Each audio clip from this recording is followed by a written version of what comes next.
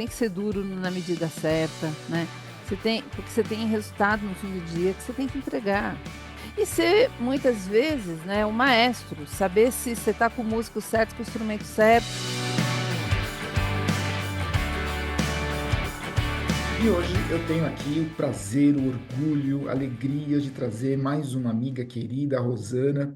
Rosana Passos de Pádua. A Rosana, ela foi executiva por 43 anos de idade, evidentemente, começou a trabalhar com 4 anos de idade, vocês verão aqui a imagem dela. Hoje ela é conselheira em algumas empresas, ela é professora, ela é palestrante, ela teve uma carreira profissional absolutamente invejável, trabalhando em dezenas, não, trabalhando em diversas empresas, todas elas muito importantes. A Rô vai falar durante o nosso papo aqui. E a Rô hoje ela é conselheira, né? Até vamos começar daqui a pouquinho falando por isso, mas Rô, tudo bem com você? Tudo, Edil, que alegria estar aqui com você, com a sua turma do Pode Atingir, adorei o nome. E é uma honra poder contribuir e falar um pouco sobre mim, né? Vai ser muito legal. Foram 43 anos, não é de idade, não, é trabalhando mesmo. Idade é bem mais que isso, tá? 46, tá certo. Quem dera. Pô, eu quero começar pela parte que você atua como conselheira, né? Porque muita gente hoje tem vontade de trabalhar como conselheiro, né? E muitas empresas oferecem até cursos para formação de conselheiros. O que que faz um conselheiro e por que que tanta gente tem esse interesse? A gente está vivendo neste momento o boom, né, de busca por conselhos de administração. E aí tem mitos e tem verdades, né? Então eu vou começar pelos mitos. Mito é, você trabalha muito pouco e ganha muito. É mito isso. Porque, na verdade, o papel do conselheiro, ele é de extrema responsabilidade, né? O conselheiro, quando ele assume um conselho de administração numa empresa, quem está à frente desta pessoa é o CPF dele. Qualquer decisão que for tomada de forma não compliance, em qualquer sentido, o conselheiro é responsabilizado, inclusive criminalmente. Então, assim, é uma responsabilidade grande. Em termos de remuneração, é uma remuneração relativamente alta pelo tempo que você dedica, mas ela é justa pelo risco que se corre, né? Então, esse é o ponto. Agora, tem uma corrida de formação, muita gente buscando a formação para conselheiro, só que não tem posição ainda para todo mundo, né? Hoje no Brasil você tem cerca de 730 empresas que são listadas em bolsa e essas por lei, né? Pela lei 6.404, elas são obrigadas a ter conselho de administração e a gente tem mais cerca de 20 milhões e meio de empresas no Brasil que não têm governança. Então, o que que eu estou assistindo? Uma migração de muitas empresas na busca de governança. Então, acho que em algum momento, este mercado de conselho, ele se expande, mas não está acontecendo ainda. Então, hoje está sobrando conselheiro, sendo muito transparente. Estar sobrando conselheiro significa, mesmo com tanta empresa necessitando, né, de práticas de governança, até uma coisa estranha da gente entender. A impressão que dá é que não estão priorizando isso, né? Talvez enxergue muito mais como uma despesa do que como um investimento. Faz sentido isso que eu estou falando? Faz sentido. E também tem o seguinte: as empresas abertas, como é que funciona a dinâmica? Hoje no Brasil, mais ou menos 12% das posições de conselho são feitas por headhunters. 12. 88% são feitas por indicação. Como é que funciona? E assim, falando português bem claro, né? Homem branco de cabeça branca indica homem branco de cabeça branca. Mais ou menos assim. Então, primeiro, existem muitas conselheiras preparadas prontas para assumir cadeiras que não são indicadas, né? 12% só na mão dos headhunters é muito insignificante. É, as empresas, muitas empresas familiares, porque assim, eu falo quando eu dou aula, né, Edil, eu falo o seguinte: quando um bebezinho nasce, a gente já vai pensando o que que ele vai ser quando crescer. Quando uma empresa nasce, ela já fica pensando, ela já deveria estar pensando, até que ponto eu vou crescer para abrir o capital. Não é assim a vida? Eu Com quero abrir o certeza. capital, eu quero fazer uma operação de M&A, eu quero trazer um sócio gringo. Então, assim, esse é o sonho das empresas, isso é ser grande dentro das organizações. Então, para que ela assuma esse papel de ser grande, de abrir capital, ela precisa arrumar a governança antes. E é nessa hora em que ela arruma a governança que ela monta um conselho de administração, monta alguns comitês de assessoramento, traz membros independentes para esse conselho. Porque também não adianta você montar um conselho e colocar sua família dentro, porque continua tudo igual.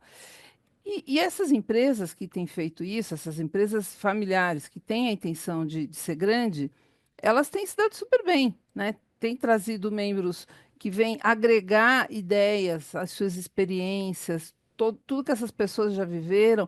Então, eu vejo de uma forma muito salutar, esse movimento. Só que ele ainda é pequenininho, né? Entendi. É muito pequeno. E por isso que eu acho que a gente está nessa transição. Tem muita gente formada, pronta, disponível, e tem muito pouca empresa ainda buscando essas pessoas. Super claro. E você aqui me abriu aqui a curiosidade para fazer duas perguntas em cima disso. Eu vou até colocar por aquilo que eu acho que é mais importante, né? É, qual que é a importância de se ter diversidade nos conselhos? Até você citou, né, que tem homem branco de cabelo branco indica homem branco de cabelo branco. E eu estou até preocupado, eu vou precisar pintar os meus cabelos então quando for a hora. E você é mulher. Tem alguma barreira pelo ser mulher? E são duas perguntas dentro de uma, se é a questão da barreira e a questão da importância de diversidade. Não, eu acho que não, eu não vejo que seja uma barreira pelo fato de ser mulher, não acho que existe uma barreira à diversidade, não é isso. As posições de conselho, elas são posições de confiança, concorda? Então, Super. por que que eu brinco que os homens brancos de cabeça branca indicam outros homens brancos de cabeça branca? Pelo seguinte, porque eles se confiam, né? Eles sentam juntos nesse conselho, mas sentam em outro, depois sentam em outro. Então, eles se confiam. Agora, a questão da diversidade, eu vejo de uma forma até mais ampla. Hoje, nos conselhos, tem muito ex-CFO. Os conselhos, eles são muito focados em finanças. E aí é que mora o perigo, porque um bom conselho de administração ele tem que ser diverso. Tem que ter gente especialista em riscos, tem que ter gente especialista em gente, porque no fim do dia as empresas são movidas por gente. Dependendo do negócio, tem que ter um cara operacional, dependendo do negócio, tem que ter alguém de marketing, de inovação. Então, essa é a diversidade rica que eu muitas vezes não enxergo nos conselhos. Até muito pouco tempo atrás, os conselhos de administração, eles eram formados por figurões. O que são figurões? Ex-presidente do Banco Central, foi secretário de não sei quem do governo de tal pessoa, ex-presidente da República. Assim, figurões, né? Delfim Neto, ele era conselheiro de empresas, Malan, tantos outros. E aí o que acontece? Essas pessoas tinham 5, 6, 7, 8 conselhos de administração. Para você ser um bom conselheiro, você tem que mergulhar na companhia, entender o que a companhia faz, entender onde você pode agregar valor, e entender, principalmente, os riscos que a companhia ela está submetida. E se você não fizer isso, você não é um bom conselheiro. Entendeu? Então, esse é o ponto. A diversidade, para mim, ela está muito além da diversidade de gênero. Ela vai na diversidade de conhecimento, na diversidade de experiências, na diversidade de idade, né? Porque um cara mais jovem, ele é muito melhor em tecnologia, em inteligência artificial, do que um cara mais velho de 80 anos. Então, essa diversidade, ela tem que ser criada para um conselho funcionar bem, a partir das necessidades de cada empresa. Né? Eu não acho que formar conselhos só com figurões ou só com pessoas com a mesma formação, só com contadores ou financeiros, vai levar a empresa a atingir estágios superiores. Não, não acredito nisso. E aí é que está o meu ponto de diversidade. Perfeitíssimo, está muito claro. E emendando com essa, Rosana, eu queria te fazer uma outra aqui. Quem está escutando a gente aqui e está pensando, né, em até direcionar a sua carreira para ser conselheiro, eu já entendi que eu acho que a primeira dica que eu peguei para mim é ter uma visão muito holística, não só uma visão financeira, né? Inclusive ventilar a cabeça com outras coisas, até com essas modernidades, inteligência artificial. Gente, quem está assistindo a gente está em 2024, né? Porque quando eu rever esse vídeo daqui a 4 anos, vai ser até engraçado. Nossa, mas a gente falava, meu, mas já tem 1000 anos que a gente está falando de inteligência artificial, né? Então vamos lá, essas coisas são importantes. O que mais, Lu? Que habilidades, comportamentos são importantes a gente desenvolver pensando em migrar para essa área? Porque eu estou entendendo que não é só conselheiro de empresa, é ser gestor, inclusive, de uma empresa, né? Você sabe, Dil, que esse é um ponto super importante, porque normalmente os executivos migram de uma carreira executiva para uma carreira de conselheiro. E o papel muda completamente. Quando você é executivo, você faz. Quando você é conselheiro, você não faz, não pode fazer. Você não pode sentar na cadeira do CEO e falar, deixa que eu faço melhor que você. Não pode. Você tem outro papel. Essa virada de chave, ela é complexa, né, para as pessoas, porque é uma virada na cabeça das pessoas. Então, a partir de hoje, eu vou acompanhar essa empresa, mas eu não sou mais executivo, não executo nada aqui. Eu aconselho. Então, isso é um ponto importante. A pessoa precisa se preparar quando atravessar essa barreira na carreira. Segundo ponto que eu acho importante: tem alguns skills que você, se você não tiver, você vai ser um péssimo conselheiro. Por exemplo, saber ouvir. Tem que saber ouvir. Trabalhar bem em colegiado. As pessoas que têm duas bocas e um ouvido só não funcionam em conselho, né? Porque só ela quer atenção, só ela quer falar. Você tem que saber ouvir, você tem que saber fazer as perguntas certas no momento certo. Eh, Você tem que ter empatia, sabe? Compreensão para entender sempre o que os executivos estão mostrando. Você tem que ser malandro do ponto de vista de a gente sabe que os executivos, na maioria das vezes, levam o que eles querem levar para o conselho. Então, você tem que Claro. ser um pouco malandro, você tem que estudar a empresa antes e entender quais são as perguntas que você tem que fazer. E o mais importante de tudo, na minha visão, além de conhecer o negócio, obviamente, o mapa de risco da companhia. Né? Então, o conselheiro precisa ter isso como uma Bíblia sagrada embaixo do braço dele, carregar para todo lado, porque é daí que vem o perigo. Porque se um risco que tiver mal medido, né, a matriz de riscos, ela é sempre num eixo probabilidade de ocorrência, no outro impacto financeiro que ocorrendo esse risco, ele pode acontecer. Então, todos os riscos com alto impacto financeiro têm que ser olhados, independente da probabilidade de ocorrência. E existe um erro muito grande de se olhar risco só com probabilidade alta e impacto alto. Por exemplo, você está numa mineradora, tem barragem, probabilidade de uma barragem romper é pequena, mas você não vai olhar para isso com atenção, porque o impacto é gigantesco, pode destruir o negócio. Então, o mapa de risco é algo que precisa ser compreendido e, eventualmente, completado pelo conselho de administração, tá? Então, esse é uma ferramenta importantíssima.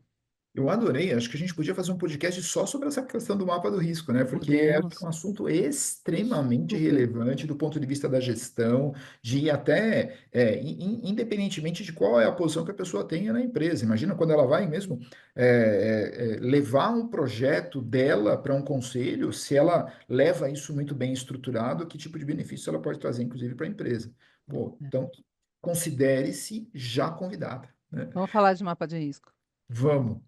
Ô, Rosana, eu quero falar um pouco da sua carreira, porque quando eu te conheci, não faz pouco tempo que eu te conheci, tem 20 anos que eu te conheci. Nossos filhos eram Você pequenos. não, eu acho que então faz até mais tempo que isso. Acho que deve ter sido no comecinho dos anos 2000. Então, eu acho que eles deviam ter uns 5 anos, meus filhos estão Por com aí, mais que isso. por aí, por aí. Foi assim, o pessoal falou, olha, você vai dar um treinamento aqui nessa empresa, eu vou falar o nome da empresa aqui, até porque é uma homenagem a ela, que é a BASF, e assim, o treinamento que eu ia dar era sobre liderança, e o pessoal falou assim, olha, você vai conversar com uma pessoa que é da área financeira e que é uma referência em liderança. Foi assim, essa foi o preâmbulo do que aconteceu antes da gente se conhecer, né? Depois você foi para uma empresa francesa, bom, depois você passou por várias outras empresas, você foi para a CSN, foi para uma outra empresa, você foi presidente de uma empresa francesa, que é a Coface. Rosana, o que foi crucial para o sucesso da sua carreira? Porque você é uma pessoa que eu admiro justamente por conta disso. Você é uma pessoa que conseguiu transformar a sua carreira numa coisa de sucesso. O que foi determinante? Olha, eu sempre falei para os meus times o seguinte, e eu apliquei isso na minha carreira, tá? Se a empresa te pedir 10 e você entregar 10, ela paga o seu salário, você vai para casa, está tudo certo. Se a empresa te pedir 10, você entregar 9, você vai tomar um pé no traseiro em algum momento e está tudo certo. Agora, se a empresa te pedir 10, você entregar 11, 12, 13, é, você vai crescer. Você vai crescer. E essa entrega tem que ser uma entrega genuína, tem que ser uma entrega com humildade, sem passar por cima de ninguém, respeitando os valores da organização, vendo o que de fato é importante para cliente, para fornecedor, o que é importante para os funcionários. Então, eu sempre fui muito cuidadosa nesse sentido. Eu trabalhei demais, Edil. Eu trabalhei 43 anos, porém, eu acho que eu trabalhei 50 anos, porque eu sempre me dediquei demais, né? Sempre me dediquei muito, muito, muito. Então, eu acho que a primeira resposta, sem sombra de dúvida, é essa: tem que trabalhar e entregar mais. Se você não entrega mais, sem entregamento você vai tomar um pé. Se você entregar o que estão pedindo, ok, paga o seu salário, seu mantenedor, fica aí, tá tudo certo. Agora, se entregar mais, você vai crescer. Eu acho que isso foi importante. Eu acho que outra coisa muito importante na minha vida, eu sempre gostei de gente. Eu gosto das pessoas, né? Então, eu sempre tratei os meus colaboradores como meus amigos e a gente sempre com muito respeito, dura, né? Eu fui dura com eles, né? Eu me lembro que eu tinha um funcionário na Basfe, inclusive, que vinha e falava todo dia. Umas 3 vezes na minha sala, 3 dias seguidos. Ah, tem um problema, Rô. Ah, tá bom, vamos resolver. Resolveu junto. Na quarta vez, eu falei: quer saber? Você some daqui, você só volta aqui quando você tiver o problema, a solução ou 3 alternativas de solução para a gente pensar junto. Some, não quero te ver mais. Desaparece. Então, assim, eu tentei desenvolver as pessoas, sabe? Não infantilizá-las, porque a empresa multinacional tem o péssimo hábito de infantilizar os funcionários, né? Tudo é muito pronto, vem já tudo dado da matriz, diretriz. Então, acho que isso foi importante. Quando eu saí da BASF, depois de 25 anos, acostumada, né? Já tinha, em algum lugar do meu corpo, tinha até uma plaquinha de ativo fixo, e pedi demissão e fui para a CSN, é outro mundo. É uma empresa nacional, de dono, dono presente, dono difícil. Então, eu tive que desenvolver uma outra habilidade que até então eu não conhecia, que é resiliência, né? E a melhor maneira de explicar resiliência para mim é, sabe aquele boneco quando a gente era criança, chama João Bobo? É um boneco inflável, que tem um pezinho embaixo dele. Parte, Resiliência é, você dá um tapa nele, ele deita, levanta com um sorrisão. É isso, resiliência, entendeu? Você não se deixar abater pelas adversidades, né? E o meu início na CSN foi difícil, foi muito complexo, né? Eu estava muito acostumada num outro ambiente, mas eu sobrevivi muito bem. Na CSN foi onde eu mais cresci, né, em termos de conhecimento, em termos de. Foi lá que eu aprendi a ser conselheira, foi lá que eu tive a chance de ser head de recursos humanos, porque até então era finanças. Foi lá que eu tive a chance de ser head de riscos, que eu aprendi todas essas. Tive todo esse conhecimento que, para mim, hoje é super importante. Então, eu fui resiliente, né? Eu tomava porrada, confesso que algumas vezes até chorei, óbvio, né? Porque a gente é de carne e osso, mas depois eu fui tomando vantagem da situação e esse aprendizado me fez quem eu sou hoje, né? Me ajudou a ser presidente depois. Então, acho que é isso, sabe? Acho que foi importante ser humilde, né? Todo mundo que me conhece sabe que eu sou uma pessoa humilde, sabe que eu sou uma pessoa fácil de tratar, sei ouvir as pessoas. Às vezes eu sou dura, né? Mas eu falo que eu sou dura sem perder a doçura, né? E acho que foi isso que me levou. E trabalhei muito, trabalho ainda hoje, né? Onde eu tô de corpo e alma, de verdade, né? Estou num comitê de auditoria agora de corpo e alma. Estou lá, presente, fazendo tudo que tiver ao meu alcance para que funcione, para que dê certo, para que a gente tenha sucesso. E a minha carreira é cheia de sucesso, sabe? Cheia de coisas legais. Nossa, tem inúmeros cases para contar sobre esses sucessos todos que eu tive ao longo da vida. Então, acho Que que foi isso legal. que deu certo. E muita vontade também. Eu sabia onde eu queria chegar. Eu acho que sem vontade, sem determinação, sem a gente aprender com as coisas que não dão certo, a gente não consegue crescer, né? Acho que esse tripé, sem dúvida, ajuda muito a gente a parar de pé. Eu queria voltar num ponto da sua fala aqui que eu tenho bastante interesse em saber melhor. Como é que a gente consegue ser, doce e duro ao mesmo tempo? Com empatia. Você se coloca no lugar do outro, você dá o feedback que ele precisa naquele momento, né? Mas sem destruir a pessoa, né? Tem formas de você fazer isso. E você não precisa destruir ninguém. Eu acho que quando você dá um feedback duro, que nem eu fiz com esse meu colega, ele some daqui, desaparece, volta quando você tiver solução. Mas assim, e ele entendeu, porque a gente sempre foi muito próximo, né? Não foi um negócio que eu. Não foi um assédio moral que eu fiz com ele. Foi muito em tom de brincadeira, mas ele entendeu o recado. Então, acho que a empatia, ela é muito importante nessa hora. Você colocar o sapato do outro e ver como é que ele está se sentindo, né? E o que que ele precisa? Porque tem hora que o funcionário precisa de ajuda, de direcionamento. Esse é o papel que o líder tem que fazer. Como é que eu ajudo o funcionário se eu só passar a mão na cabeça? Às vezes você precisa de um pouco de dureza para que ele entenda que ele está no caminho errado, por exemplo, né? Então, eu fui muito dura, eu sempre fui muito dura com os bancos que eu negociei dívida a vida toda. Então, eu sempre fui muito dura com os bancos, mas sempre com respeito, sempre tratando o meu interlocutor com o maior respeito do mundo, com humanidade, me colocando no lugar dele, né? Mas eu sempre levava a vantagem final era minha, ponto. Sensacional.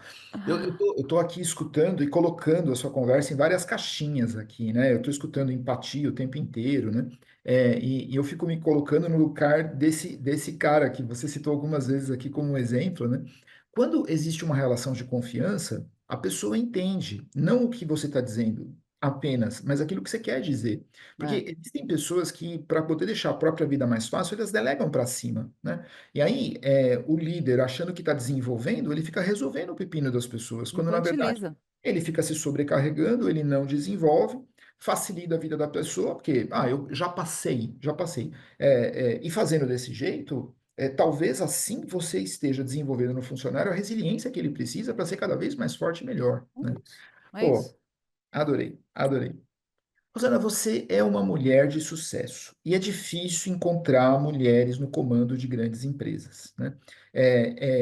Não é errado a gente afirmar que ainda existe muito preconceito, ainda tem barreiras, né? E essas barreiras são para as mulheres maiores do que as barreiras que tem para os homens, né? Que barreira você enfrentou e como é que você fez para superar? Eu vou falar das minhas barreiras, mas eu gostaria de amplificar um pouco isso, falar das barreiras que eu vejo hoje com outras mulheres, né? As minhas barreiras não foram diferentes de outras mulheres. Eu casei, tive filho, então eu era dona de casa, tinha um terceiro turno com frequência. Os meus filhos ficavam doentes. Eu morava na Penha e trabalhava em São Bernardo do Campo, que é longe pra caramba. Meu Deus. Então, assim, eu tive que adaptar muita coisa na minha vida para poder ser é, boa naquilo que eu estava fazendo. Teve perrengue, minha filha teve depressão quando ela era criança, né? E foi a fase mais difícil da minha vida, que eu pensei em jogar toalha. Então, assim, tive que dar sapatada na mesa, porque muitas vezes não me ouviam. Aí eu tirei o sapato e pá na mesa. Falei, eu quero falar, quero falar. Já Você vivi isso, você já fez isso vivi isso. literalmente? Fiz, tirei o sapato e bati na mesa. Falei, eu quero falar, porque eu era a única mulher, não me deixava falar. Eu vou E procurar no assim, YouTube, Rosana Passos dando sapatada na eu acho mesa. que na época não tinha filme, mas enfim, eu É fiz. muito Você pode errado. imaginar a cena. É, Agora, eu fui muito pioneira em várias coisas que eu fiz, né? Eu fui tesoureira numa época em que não tinham mulheres tesoureiras. Fui diretora financeira na época em que tinham poucas diretoras financeiras, né? Felizmente, hoje, a gente vê muitas CFOs, muitas mulheres aí abrilhantando o mercado brasileiro. Agora, o que que me preocupa, né? Não foi meu caso, porque eu gosto de falar que eu tive um chefe maravilhoso na BASF. Eu sempre falo o nome dele é Rodolfo Viana. Esse cara foi assim. Meu marido nem pode ouvir isso, porque meu marido foi meu chefe também, né? Mas o Rodolfo, ele se superou. O Rodolfo me deu a minha primeira promoção para gerente quando eu voltei de licença maternidade para minha filha. E me deu a promoção para o lugar dele, porque ele foi expatriado, quando eu voltei da licença maternidade do meu filho. Então, assim, três Uau, anos depois da primeira posição de gerente, ele me ajudou a ser gerente de novo. Então, ele deu os passos mais importantes, me ajudou a dar os passos mais importantes da carreira. Então, eu não posso reclamar disso. Agora, hoje, da forma como a gente é estruturado no Brasil, né, a licença maternidade, 4 ou 6 meses, ainda existe muito preconceito contra a mulher. Tipo, eu vou promover a fulana porque ela pode engravidar. Isso é a coisa mais idiota, mais imbecil que eu já vi na minha vida. Na minha última passagem pela COFACE, eu promovi uma pessoa para coordenação no 8º mês de gestação. nossa, que Ela demais. saiu de licença maternidade promovida, porque ela é maravilhosa, porque ela mereceu, é mérito dela, sabe? Então, eu acho que a gente só vai ter um jeito de resolver esse problema. Tem muita gente falando sobre isso, e eu também, que é 6 meses de licença maternidade nos primeiros 6 meses do bebê, 6 meses de paternidade nos segundos 6 meses do bebê. Não tem outro jeito. É pai e mãe. Os primeiros 6 na amamentação, a mãe. Nos segundos 6 na alimentação, o pai. É o único jeito. Que aí você acaba de vez com essa palhaçada de que mulher engravida, de que mulher sai de licença, que isso é uma palhaçada. As mulheres, elas têm muitas virtudes, né? Às vezes até mais que muitos homens, e isso precisa ser valorizado nas companhias. Então, vai ter que ser por decreto, por lei, né? E eu sou uma das defensoras dessa lei. Eu sei que eu estou com um netinho agora de 4 meses, e eu vejo, né? Parabéns, parabéns. Eu vejo o quanto é difícil, né? Meu genro super ajudou, mas ele teve 40 dias de licença, é muito pouco. E ele, com certeza, ele seria um pai maravilhoso no segundo seis, do sexto ao 12º mês de vida do meu neto. Seria perfeito, mas ele não tem isso, esse apoio por lei, né? E a minha filha ficaria muito mais tranquila também.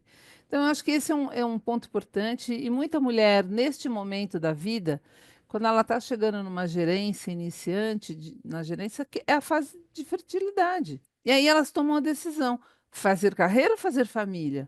E não precisa tomar essa decisão, tem que fazer as duas coisas, porque as coisas É, são complementares. A vida é uma só, né?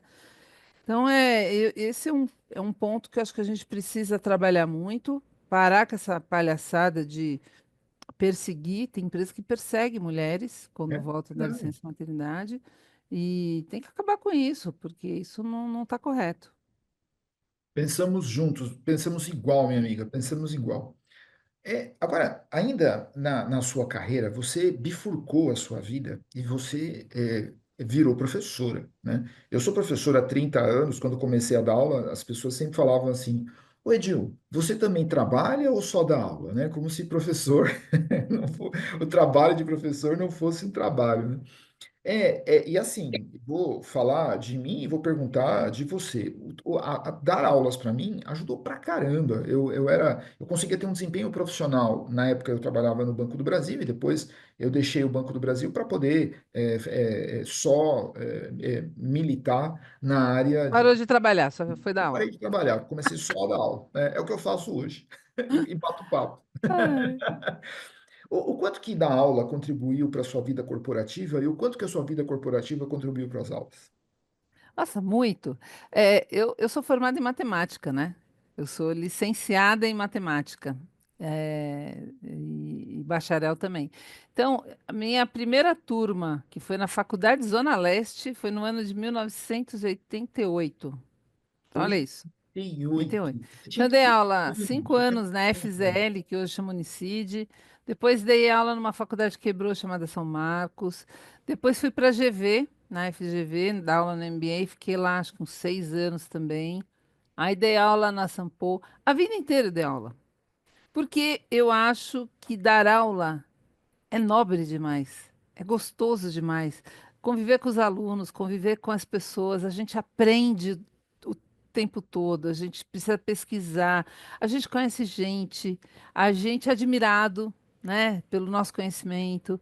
Então, assim, eu amo dar aula, né? E ainda dou aula. Hoje eu dou aula no IBGC, dou aula numa escola chamada Startse, estou aí dando aula, né? E posso fazer, no futuro, posso fazer isso, disso uma nova carreira, sou mestre, então fiz o mestrado para isso. Legal. E na minha vida profissional, isso me ajudou muito. Esse meu lado professoral me ajudou porque eu dava muita aula para os meus times. Eu ensinava matemática financeira no início. Depois eu ensinava tudo que eu sabia. Hoje eu ensino riscos para as pessoas, como fazer uma boa matriz de risco. Então, assim, é uma via de mão dupla. Na minha carreira foi assim, né? Então, o fato de eu ser professora me ajudou profissionalmente, porque eu formei e ajudei muita gente a se desenvolver profissionalmente. E a profissão me deu muita bagagem para dar aula, né? Então, acho que foi um processo que se retroalimentou o tempo todo. E eu acho que eu nunca vou querer parar de dar aulas, né? Acho que sempre vou ser professora. E agora, mais recentemente, eu ensaiei uma nova carreira, né? Eu ia te perguntar disso agora. Eu ia te perguntar, Exato. Eu escrevi um livro, escrevi um então, romance. ué, Não até tem nada a aí, ver de técnico, é um eu também romance. escrevi livro, mas assim, eu não escrevi romance.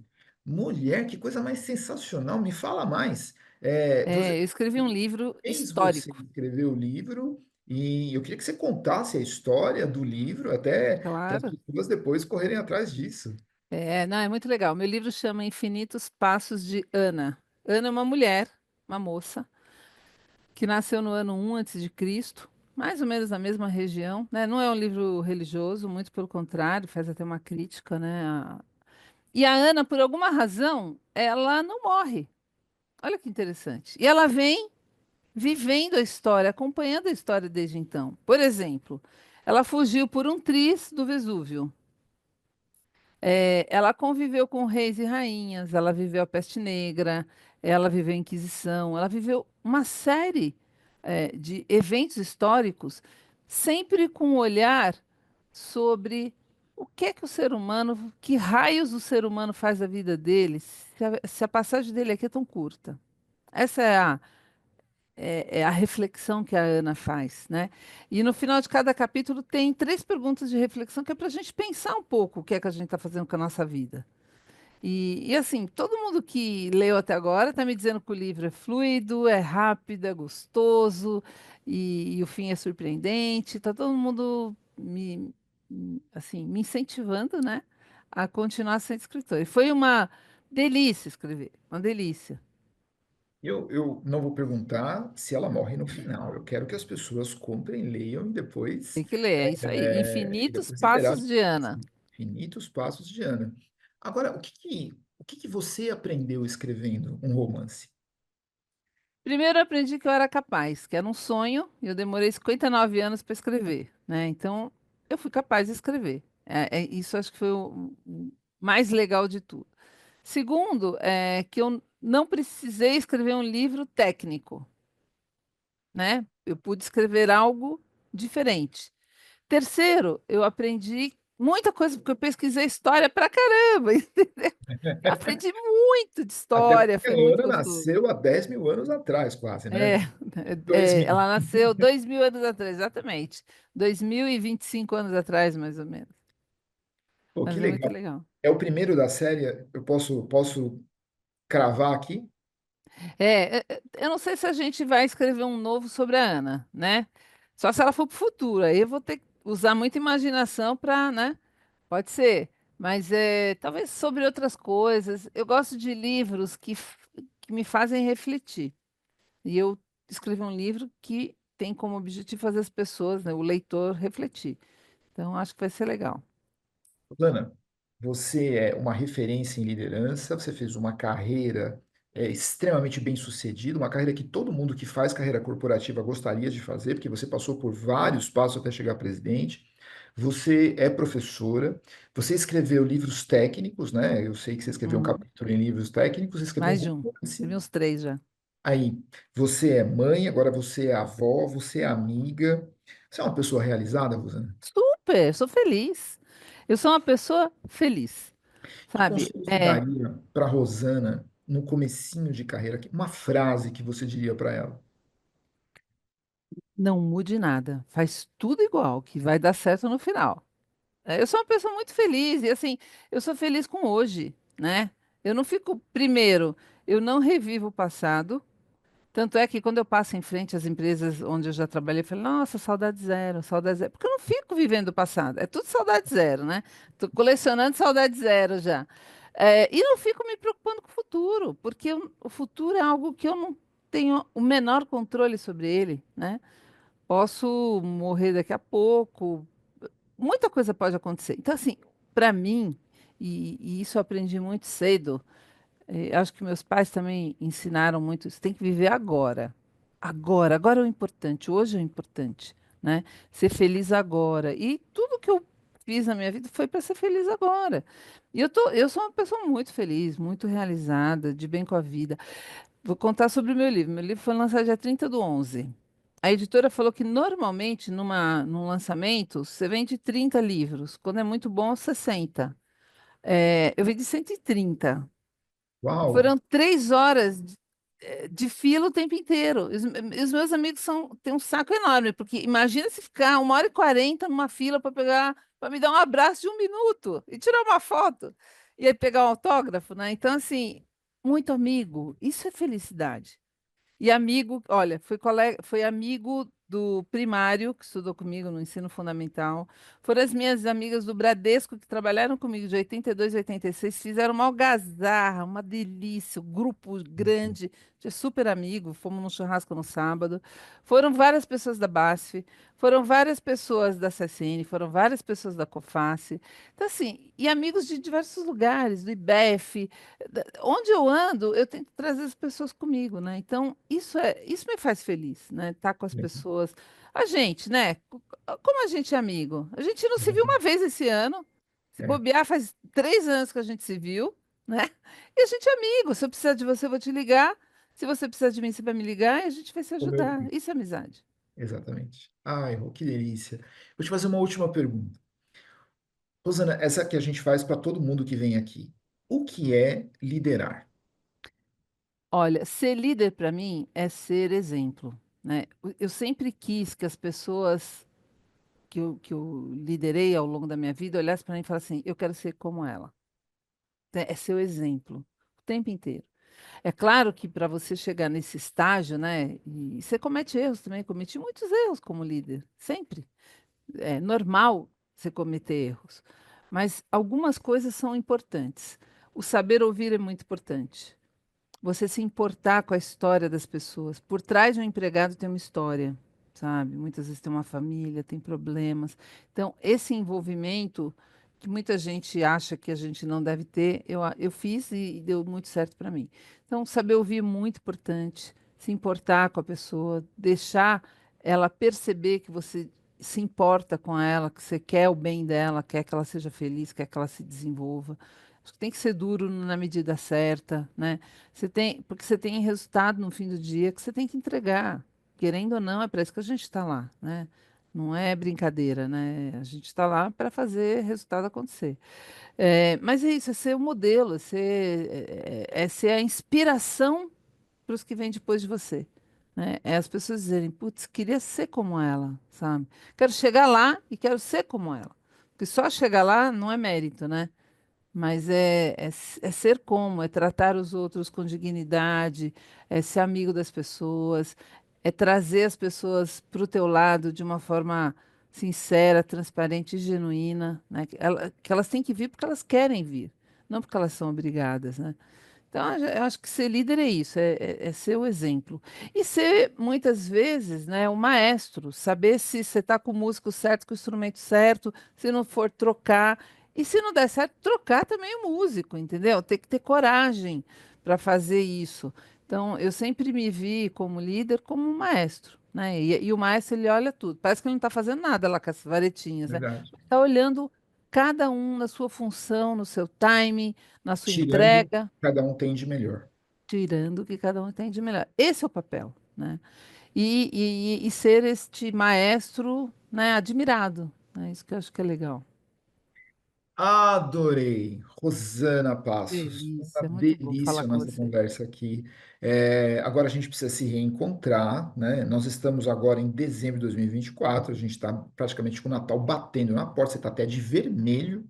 É, já em celebração aqui, as festas de fim de ano aqui, então, começo do ano, então, café é por minha conta, tá? Fechou. E ano que vem eu vou me tornar uma pessoa sexagenária. Sexagenária. Legal, hein? Sensacional. Então, a gente já tem muito o que comemorar. Muito, muito, muito. Rosana, queria te agradecer demais, agradecer a todo mundo que aqui assistiu a gente até aqui agora. Obrigado, obrigado de novo. Obrigado de verdade. Rosana, fala um tchau pra galera aí. Beijo, gente. Espero que vocês gostem. E se quiserem saber mais sobre mim, procure Edil que ele vai me achar. É isso aí. Gente, Beijo, semana que vem tem outro. Toda semana a gente coloca aqui algum vídeo bem bacana para inspirar a gente. Abração para vocês. Valeu! beijo.